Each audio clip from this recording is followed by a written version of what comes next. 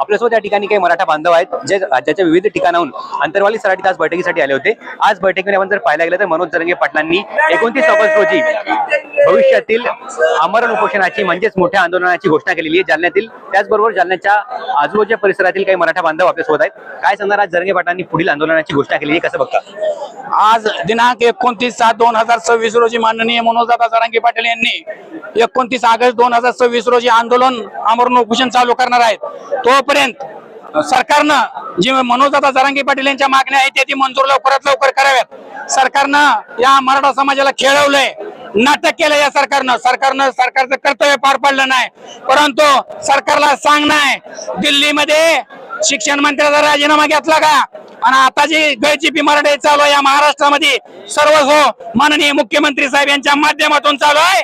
आणि मुख्यमंत्र्यांना सांगणं आहे, तुमचा राजीनामा 29 ऑगस्ट 2026 नंतर आम्ही राजीनामा घेतल्याशिवाय इथनं हटणार नाही। महाराष्ट्राच्या खुर्चीवरून तुम्हाला हद्दपार करणार। तर माननीय मुख्यमंत्री साहेबांनी लवकरात लवकर मनोजदादा जरांगे पाटील यांच्या मागण्या मंजूर कराव्यात। काय सांगणार? शेवटचं उपोषण होणार असं जरांगे पाटलांनी स्पष्ट केलेलं आहे।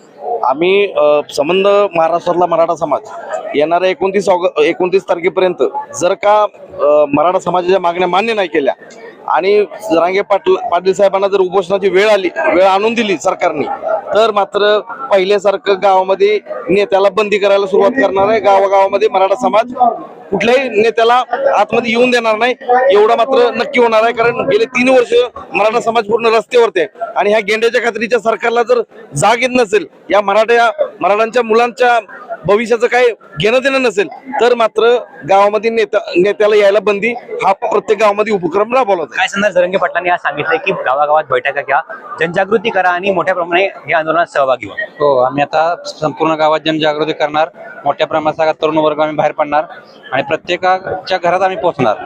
सरकारला एवढीच विनंती आहे की त्याला सद्बुद्धी येऊ आणि आमच्या मागण्या लवकर मान्य हो। मोठ्या प्रमाणात आज अंतरवाली सराटीत गर्दी झाली, ती कुठून आली तुम्ही? अकलूज, वेळापूर। किती लोक आले? आम्ही 50 लोक आलोय।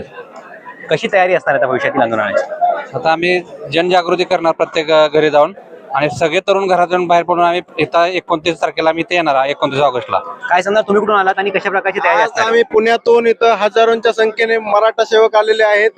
आज 29 तारखेला संघर्ष होता। मनोजदादा जरांगे पाटलांनी जाहीर केलेलं आहे की 29 ऑगस्टला देशातलं आणि मराठ्यांचं हे शेवटचं उपोषण असेल, तरी सरकारने याच्याकडे गांभीर्याने बघणं गरजेचं आहे। प्रमुख मागण्या जरांगे पाटलांनी आता मांडलेल्या आहेत, त्याचा या सरकारने अभ्यास करावा आणि लवकरात लवकर सरकारने या मागण्या मान्य कराव्यात। अन्यथा उपोषणाची वेळ येईल का? शक्यतो येऊ द्यायचं नाही, कारण 1 महिना वेळ आहे। सरकार त्याच्या आधीच मागण्या पूर्ण करायचा प्रयत्न करेल, परंतु यावेळेस तुकडाच पाडल्याशिवाय शांत बसणार नाही असं जरांगे पाटलांनी शब्द दिलाय। त्याच्यामुळे समाज देखील आता संपूर्ण मागण्या यशस्वी झाल्याशिवाय कदापि माघार घेणार नाही। आणि आता 29च्या तयारी करण्यासाठी लाखो मराठी आता पश्चिम महाराष्ट्रातील असतील, मराठवाड्यातील असतील, सगळे मराठी आता कामाला लागणार आहेत आणि सरकारला मराठ्यांचा दणका पुन्हा एकदा मराठी दाखवणार आहेत। नाही, तुम्ही कुठून आलात आणि काय मागणी असणार आहे सरकारकडे? आम्ही पुण्यातून आलेलो आहोत आणि संतोष भाऊ पण पुण्यातूनच आलेले आहेत। मला एक गोष्ट कळत नाही, सरकारने हे आरक्षण नावाची चेष्टा लावली आहे का काय हे समजत नाही। सरकार हे जनतेच्या हिताचं आहे का हत्येचं आहे हे समजत नाही। MPSCच्या एक्झामच्या मुलांचं आंदोलन असू देत, आता परवा नीटच्या पेपरफुटीचं आंदोलन असू देत, म्हणजे प्रत्येक वेळेला जनतेने उपोषणच करायचं काय हे सरकारला सवाल आहे।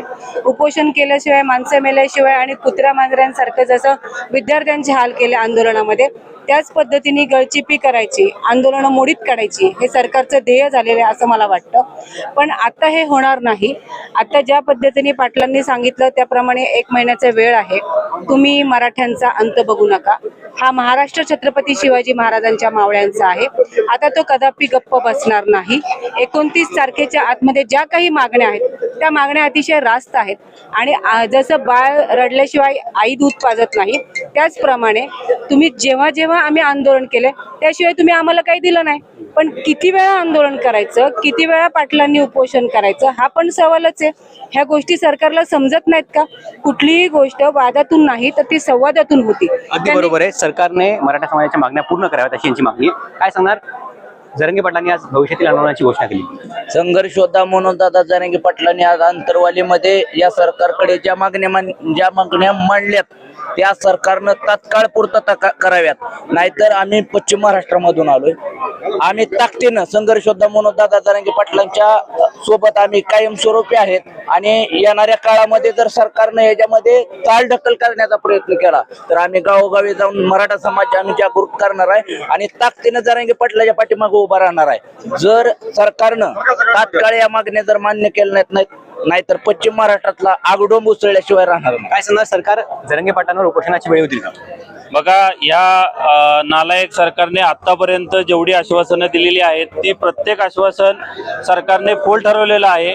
आणि या नालायक आणि नलिस्त सरकारला आम्ही आता त्या सरकारला जागा दाखवल्याशिवाय राहणार नाही. कारण आज आम्ही पश्चिम महाराष्ट्र म्हणून इथे एकत्र आलेलो आहोत.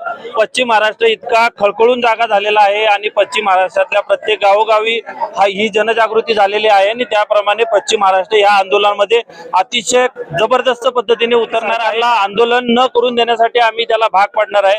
ही काय सांगणार, सरकारला इशारा काय असेल आज? संघर्ष योद्धा म्हणून दादा जरांगे पाटील यांनी 29 ऑगस्टला अत्यंत म्हणजे शेवटचं निर्णायक असं उपोषण जाहीर केलेलं आहे. आणि त्या उपोषणाच्या आधी 28 ऑगस्टच्या पर्यंत सरकारनं जर दखल नाही घेतली तर हे निर्णायक असं टोकाचं उपोषण राहणार आहे.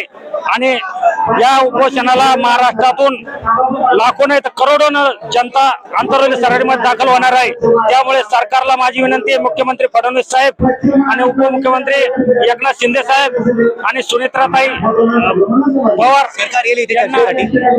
सरकार येईल चर्चेसाठी? सरकारला विनंती आहे त्यांनी 28 ऑगस्ट पर्यंत चर्चेसाठी यावं आणि याच्यातून या आरक्षणाचा तुकडा कसा पडन याचा प्रश्न कसा मार्ग लागन तो मार्गी लावा. नाही लावला तर आंतरवली सराटीत 29 ऑगस्टला जागा पुरणार नाही. आणि काय सांगणार, 29 तारखेला या ठिकाणी मराठा रस्त्यावर उतरेल? हा 100% दादा. गेली 3 वर्षाला आपण पाहत आहोत, गेली 3 वर्षाला दादाचा एक आदेश आणि मराठी अंतरवाली दाखल हे परंपरा कायम राहणार आहे.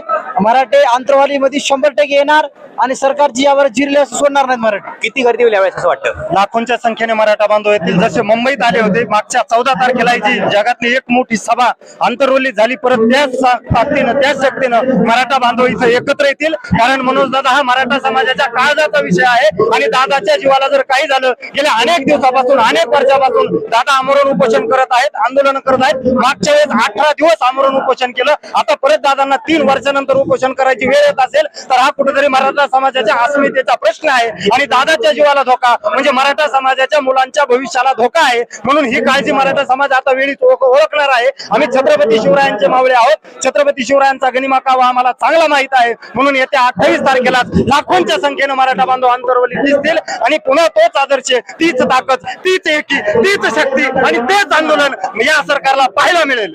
शेवटचा प्रश्न, काय सांगणार, कशा प्रकारची या ठिकाणी गर्दी उसळेल आता?